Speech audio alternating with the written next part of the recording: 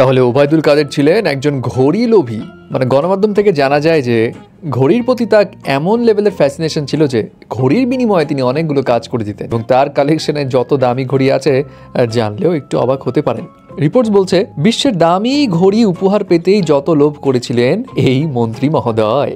মন্ত্রণালয়ের ঠিকাদারদের কাছ থেকে তিনি উপহার হিসেবে ঘড়ি নিতেন এবং বিনিময়ে বড় বড় প্রজেক্টের কাজ দিতেন বলে অভিযোগ রয়েছে। এবং সেই রিপোর্টসগুলোতে বলা হয় ওবায়দুল কাদেরের আগে পেশা ছিল লেখালেখি করা এবং ওখান থেকে তার আয় হতো 1,40,000 টাকার মতো।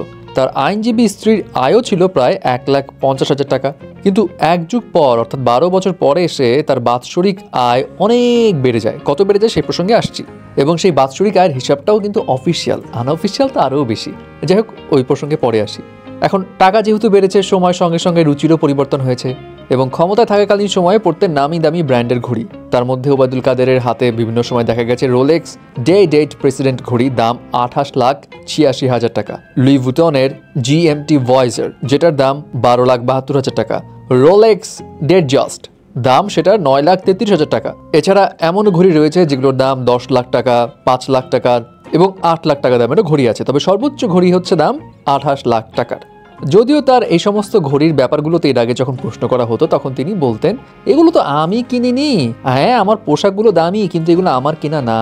আমি পাই, হয়তো আমাকে অনেকে ভালোবাসে, আমার অনেক কর্মী আছে, বিদেশ থেকে আসে, স্যুট টুট বানায় নিয়ে আসে, তো এইভাবে আমাকে গিফট দেয়। কিন্তু রিপোর্টস বলছে ওবায়দুল কাদেরের শখ ছিল প্রতি মাসেই হাত ঘড়ি পরিবর্তন করার এবং এই হাত ঘড়ির বিনিময়ে তিনি কাজ দিতেন। এবং তার এই হাত ঘড়ির প্রতি লোভ দেখে অনেকে অবশ্য নানাভাবে কাজ বাগিয়েও নিয়েছে। যাই হোক, তার সম্পত্তির কথা আসি।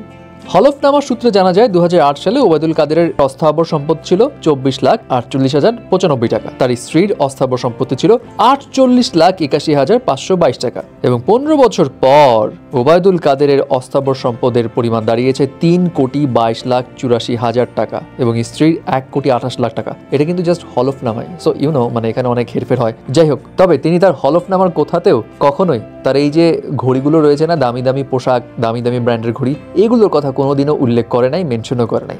এনিওয়ে, ব্যাপার না, ঘড়িরই তো শখ ছিল।